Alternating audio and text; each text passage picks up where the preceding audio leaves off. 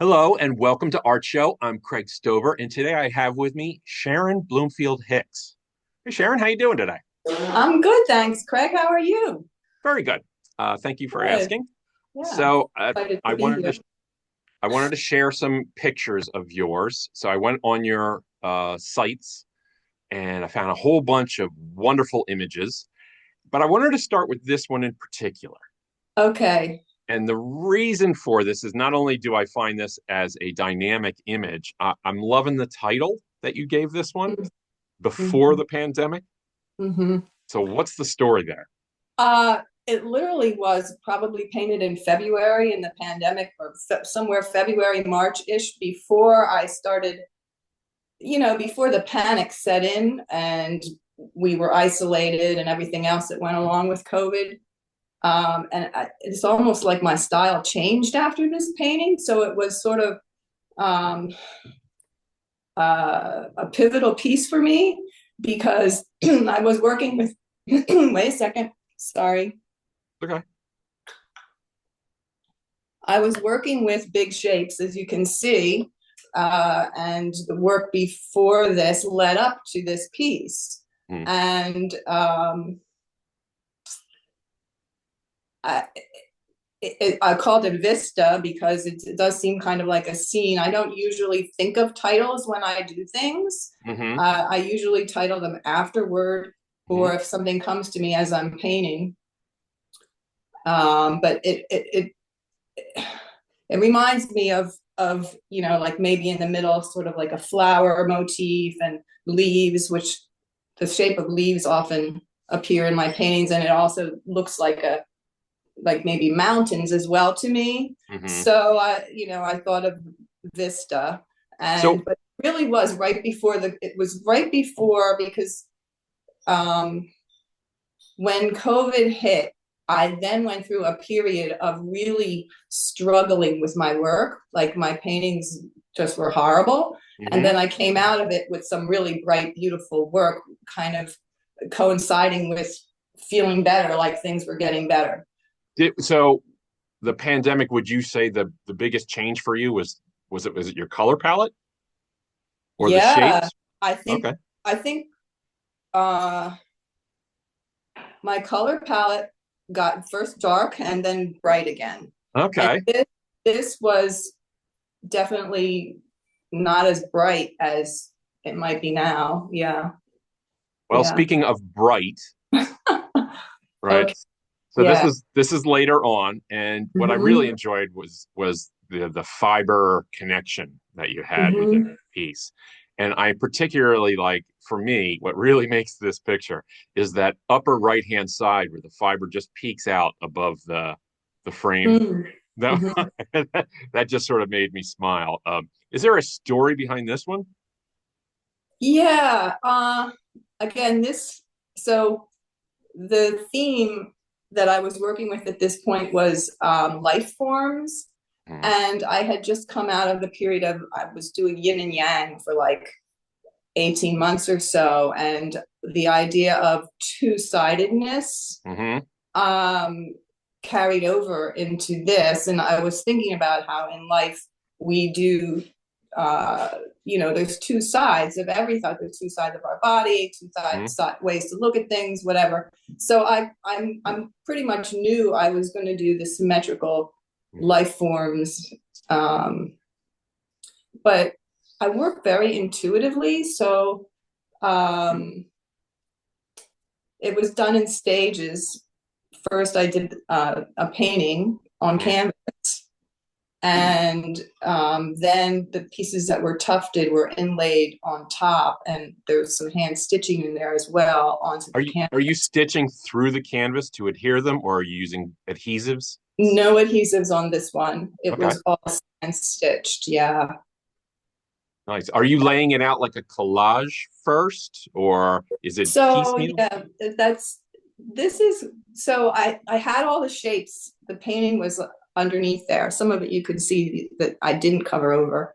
Mhm. I was I tufted for a while, and I had this idea that I wanted to integrate painting and tufting, and I had done that, you know, a little bit, But when it got to this point, I was actually saying, okay, let me actually tuft shapes that fit in there. Hmm. So after I had the painting, I had to actually trace out the shapes, Uh-huh. them onto the backing cloth, and then I did the tufting and cut them out, and I stitched them on. Well, I love the fact that there's just it's like a little visual treat for me because there's so many different mark making, so many different patterns, but they all sort of flow together in this particular piece. This was a stunner.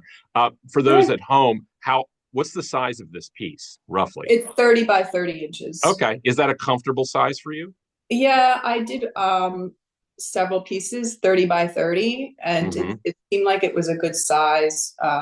How I work compositionally, it just seemed to, yeah, it is It's a good size. It seems to be a good size for me. Yeah. I mean, I okay. like working bigger too, but Well, for hand stitching, you can't really reach across the canvas, only a certain amount. So mm-hmm. 30 inches was good, unless I'm going to be walking around and back and forth, Right. Oh, easily that's that way. interesting. Yeah. One of the things you had mentioned is you had talked about series that you work in series and you have Mm-hmm. different. I'm kind of curious. Do you are you the kind of artist that you work on one series at a time and you start and you finish them, or do your series overlap? Yeah, they overlap. I don't always know what the series is until I start doing it. Uh-huh. Um, I'm always working on more than one thing at a time. And so, like, I thought I was doing life forms, and then all of a sudden I was doing integrations because Hmm. there was nothing about life forms in them anymore. So, yeah, So I does when they, you're over, they when overlap. when you're working in a series, do you ever find are you trying to stay within those parameters, or do you let evolution take its place in the series? And do the series Yeah, ever morph into something else? well, definitely, like what you have hanging there Mm-hmm. um, was part of the Yin and Yang series. And it started out as paintings, Mm-hmm. and it went to, I was also tufting during that time period. And I had the idea of, okay, I'm doing yin and yang. Let me try tufting on both sides. Mm-hmm. So I did that, like I had to tuft and then turn it around and tuft on the other side. And then I didn't really like it as one piece. So then I cut it out, and I just was exploring, as I went along. And that's how I work, really. Mm-hmm. I don't ever say, this is what I'm doing. Right. Okay. Because then there'd be no point in doing it. You have to you have to learn something. You Yeah. have to explore and find something new. So So does that mean that when you start a series, you never really put it to bed, that you could maybe stop and then pick it up years later? that's interesting because uh, I think I could. Yeah. Okay. Yeah, I think I have done that. Mm-hmm. Have you ever found yourself revisiting older works that you then rework? Yes. Okay. Yes. There was a whole period where I pulled out a bunch of canvases and started looking at them and thinking, oh, I think I'm going to work on them again. And there's about 10 of them that are big that I worked on them again. They're new paintings.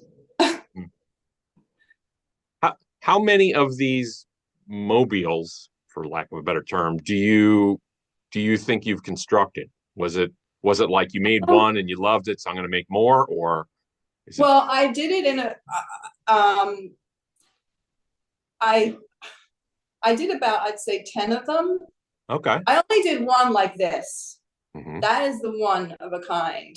But I did other ones that were paintings that I had cut shapes out of, and so they were two sided because I took both sides, and there I did use adhesive, Hmm. but I stitched around the outside edge with wire, Hmm. and so I had these hanging shapes that were painted as Hmm. opposed to tufted. So a question I bring up, especially with artwork that's not the old traditional work. My question is do you ever worry about the archival nature of your work? Does that ever enter your mind, or you just like, no, Oh, I don't it want to think totally enters my mind. about it? I mean, I don't know what you could do So about it's it, but interesting. Yeah, believe it or not, when I first graduated from art school many years ago, I did picture framing and I did a lot of archival stuff. Everything was, 100% museum rag and framed and all that Mhm. when I was framing. And I got really tired of it. And I find ways to make it its own thing so it can hang on its own or be on its own and not have to be framed a lot of the time. Mhm, mhm, But and then there's also that expense of framing as well. mhm, So I mean, a painting on canvas I think is archival, and I think this is natural wool. mhm.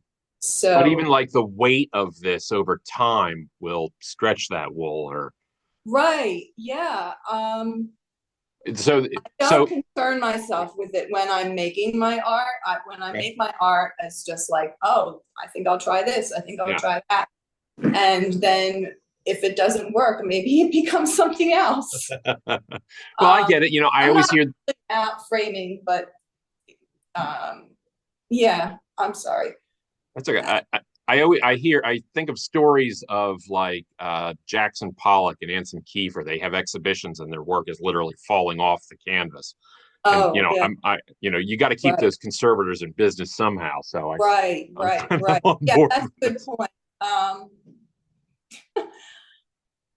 I don't worry about it. Okay, yeah, I fair enough. just feel like I have to just do my thing. Yeah. Yeah, So I have a very specific question that relates sure. to this piece. So this is connected with the yin and yang Mm-hmm. series. Mm-hmm. So, and I don't know if you can answer this. Since you do work in series, is Mm-hmm. the story of each individual artwork what's most interesting to you, or would you say all the pieces in the series together, that story is that of more interest to you? Maybe both is the same. Well, I don't know.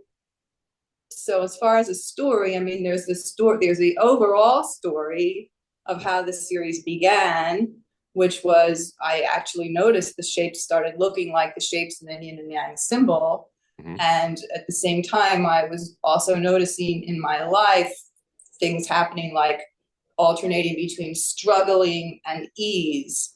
And I thought of that whole concept of yin and yang and opposites. And so I decided I was going to work with more than one way of working. Right. So I would paint and then I would fiber. I would go slow, I would go fast. I would, hand stitch versus machine. So I intentionally did use opposites throughout this process of trying different media and different ways of working within yin and yang. Hmm. So there's that. That's like the main story. Uh-huh. Right. And Yeah. there's like the story of this piece, which is, well, where did that come from? And, it started with a painting, which I then cut apart. And I, as I said, I had the idea of integrating paint and fiber. So some of the works were paintings, some were fiber, and some were mixed. This was one that was a mix. I do find it fascinating because with the yin and yang, you could just do one and it would be effective. But the idea that you're using that as a platform that you can make so many variations on the idea of yin and yang is, Yeah, that's that's what kind of it was. exciting. Yeah. Yeah, Um, it so was I've like got a platform. Mm-hmm. one last piece for you here. And for Mm-hmm. this one, it was all about the color, right? That red and yellow, they really sing together. So I'm kind of curious, is how much, if any, of your works are planned out, or is it spur of the moment, or is it experimentation? How do you approach these? Yeah, that's really interesting because I go back and forth between planned and unplanned when I start Okay. something. So Uh-huh. this was a painting at the beginning and I Right. did not plan it. I knew that it was going to be symmetrical and I began with two-handed painting. with two brushes um, and then when I kind of got to a point, I was like, yeah, I liked the shapes and the composition and everything. Then I had to plan out Mm. how I was going to do the tufted part and Hmm. stitch it in. But like the purple part that's hand done, I I didn't know that was going to happen at all. And as I worked on it, I actually pulled parts of, took it apart, put it back Hmm. until I found the way I wanted it. Maybe that's the secret to your work that keeps it fresh, that you have a little bit of planned and a little bit of unplanned together. Mm-hmm, mm-hmm, Not mm-hmm. really, you're never sure what's going to happen. So, yeah, it was a delight to see. Oh, So thank I wanted to ask about your beginnings of art, your earliest. And one you. of the questions I love to ask artists is, do you have an earliest memory of being exposed to art, like an Oh earliest? yeah. All right. Yes. The Chicago Art Institute, Okay. and I was four, 3 or 4. All Uh, right. my father used to take me on weekends to the Chicago Art Institute because we lived there at near there, and my mother would get her hair done every Saturday, and he would take me to a museum every Saturday.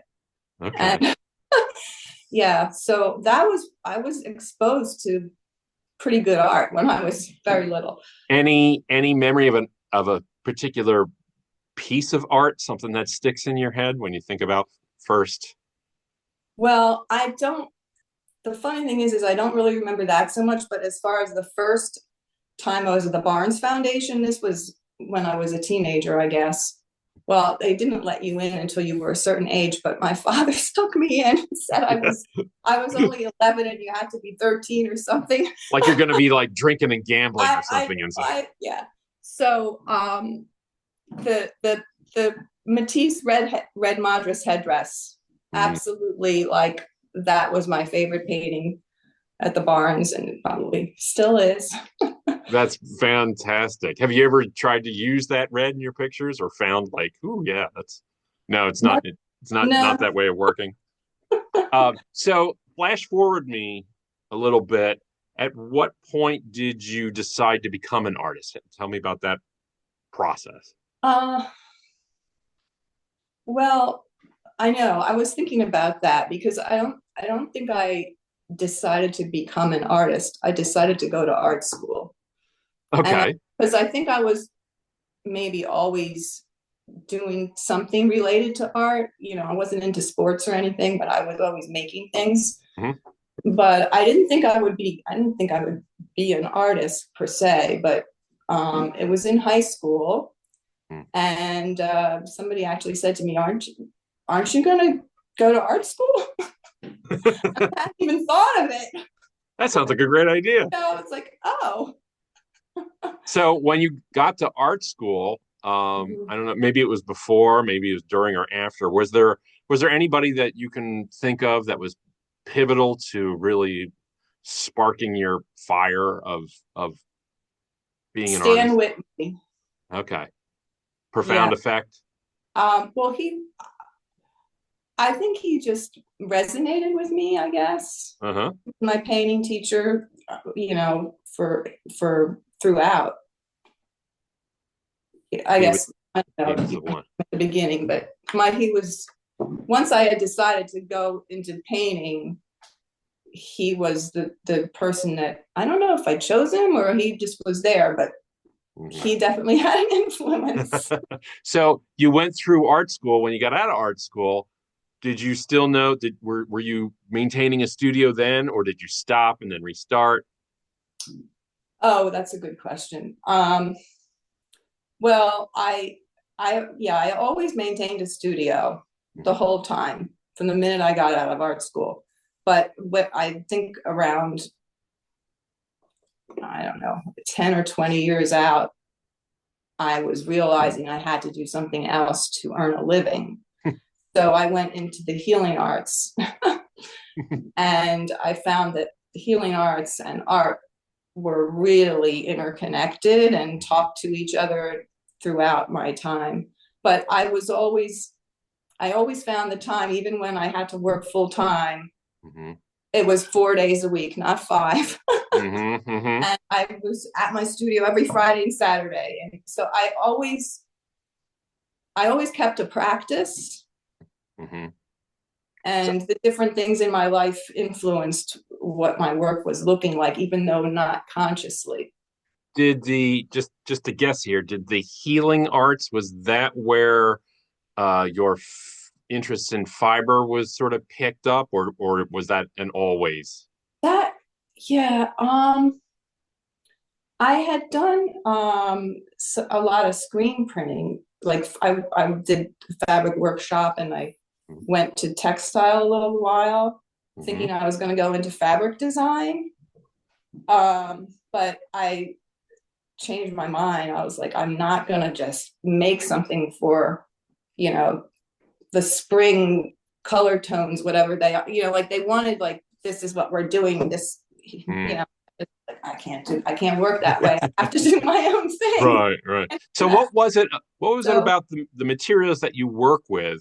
What is it that you find so appealing about them that you keep using them? so what happened was, it actually, I don't think I even fully answered your question, because it was only like 2021 when I started working in tufting, Hmm.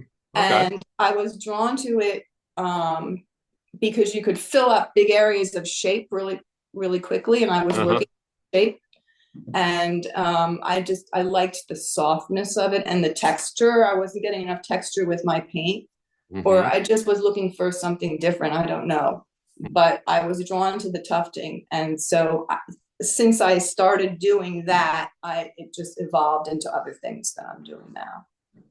Oh, technical question. Where do you get your materials from now?